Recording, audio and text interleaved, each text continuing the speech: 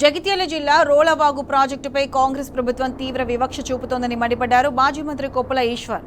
CM KCR హయాంలో ఒక TMC సామర్థ్యంతో పనులు చేపడితే ప్రస్తుత కాంగ్రెస్ ప్రభుత్వం అటవీ శాఖ నుంచి అనుమతులు తీసుకురాలేక దాన్ని 0.25 టీఎంసీలకు తగ్గించిందని అన్నారు.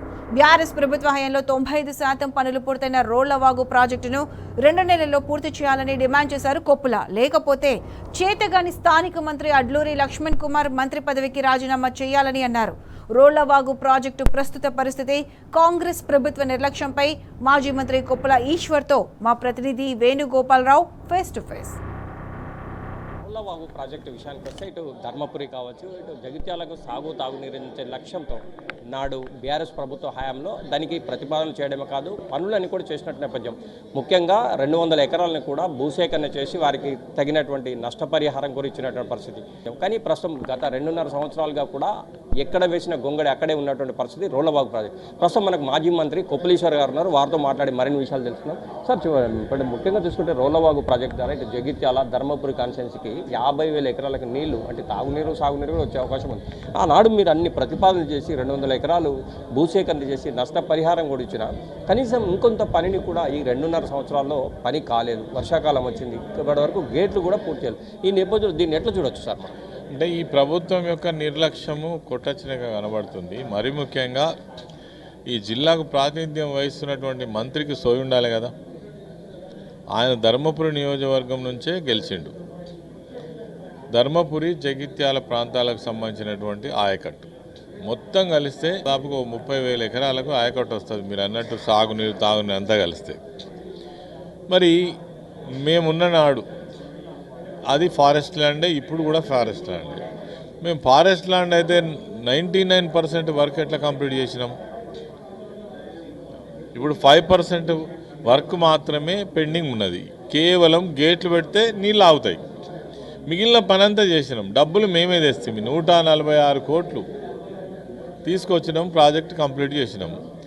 చాతగాని మంత్రి, చాతగాని ప్రభుత్వం, రైతుల పట్ల పట్టిలేనటువంటి ప్రభుత్వం. రైతులు ఏడబోతేంది, మన పదవులు అయితే మనకు ఉన్నాయని ఆలోచించేటువంటి ప్రభుత్వము, మంత్రులు. లేకపోతే ఎందుకు పెండింగ్ ఉంటుందండి? అడ్లూరు లక్ష్మణ్ సమాధానం చెప్పాలి. 3 సంవత్సరాలు అవుతుందా గేట్లు పెట్టడానికి? 100% ఆయన చాతగానితనం తప్ప ఇంకోటి కాదు.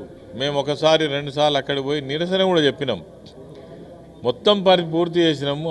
5% గేట్లు పెట్టడం, దానికి సాకు ఏంటంటే ఫారెస్ట్ అనుమతులు రాలేదు. నువ్వు అనుకుంటే, ప్రభుత్వం అనుకుంటే ఫారెస్ట్ అనుమతి రాదా?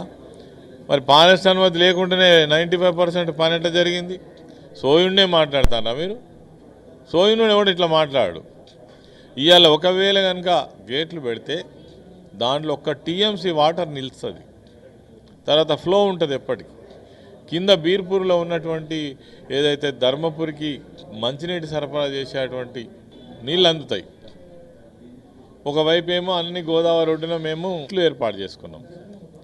ఇక మిగిలిన లిఫ్ట్ల ద్వారా నీళ్లు రానటువంటి ప్రాంతానికి అంతటి కూడా రోళ్లవాగు డెవలప్ చేసినట్టయితే అంతకుముందు 0.5 టీఎంసీ ఉండే, దాన్ని 1 టీఎంసీ చేసుకున్నాం. ఇది రైతుల ఉద్దేశించి చేయడం జరిగింది, మా సొంతం కోసం చేసుకోలే. మరి అలా ఈ ప్రభుత్వానికి మంత్రికి పట్టు ఉండాలి కదా, పట్టి లేదు.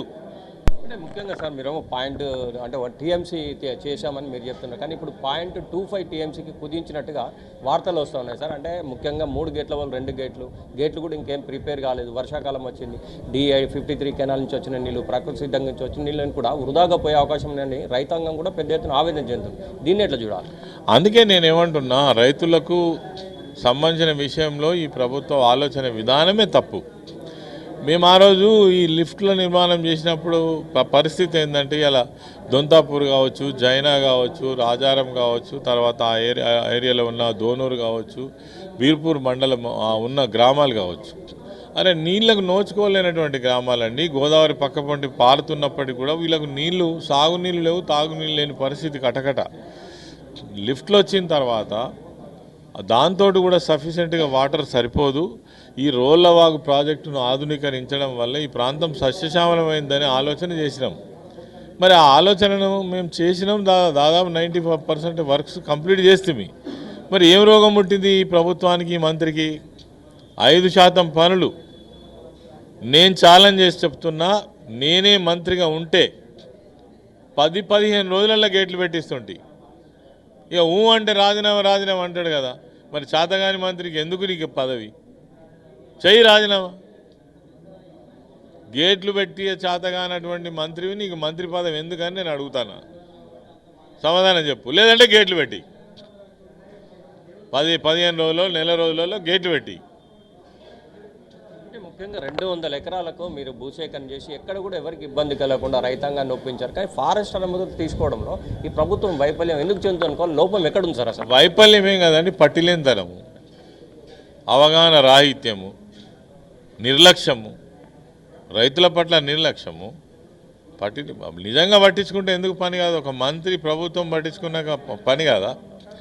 మీరు అంటారు 200 కాదు, 800 ఎకరాలు మేము ఆ రోజు భూసేకరణ చేసింది. మొత్తం ఆ ప్రాజెక్ట్ ఏరియా అంతా 800. మరి ఎందుకు చేతనైతలేదు ఈ మంత్రికి? నేను డిమాండ్ చేస్తున్నా, 1-2 నెలల లోపల రోళ్లబాగు ప్రాజెక్టుకు సంబంధించినటువంటి గేట్ల నిర్మాణం చేయించకపోతే నువ్వు ఒక చేతగాని మంత్రిగా మేము గుర్తించవలసి వస్తుంది. నువ్వు పదే చెప్తావు కదా రాజీనామా అని. ఇది జాలదా కారణం? ఇది మొత్తం మీద మాజీ మంత్రి కొప్పుల ఈశ్వర్ చెప్తున్న నేపథ్యం కనిపిస్తుంది. అంటే రోళ్లవాగు ప్రాజెక్టు విషయంలో ప్రభుత్వం నిర్లక్ష్యం స్పష్టంగా కనిపిస్తుంది. రైతాంగం కూడా తీవ్ర నిరాశ నిస్పృహలు ఉన్నారు. అంటే ముఖ్యంగా చూసుకుంటే ఇప్పుడు వచ్చినటువంటి ప్రకృతి సిద్ధంగా కావచ్చు, D53 కెనాల్ ద్వారా వచ్చిన నీళ్ళని కూడా వృధాగా పోతున్న నేపథ్యంలో రైతాంగం అయితే తీవ్ర నిరాశ నిస్పృహలు ఉంది. కనుక త్వరితగతిన గేట్ ఏర్పాటు చేయాలి, రైతాంగాన్ని ఆదుకోవాలని చెప్పి మాజీ మంత్రి కొప్పుల ఈశ్వర్ చెప్తున్న నేపథ్యం. కెమెరా పర్సన్ సుధాకర్తో వేణుగోపాల్, టీ న్యూస్, కరీంనగర్.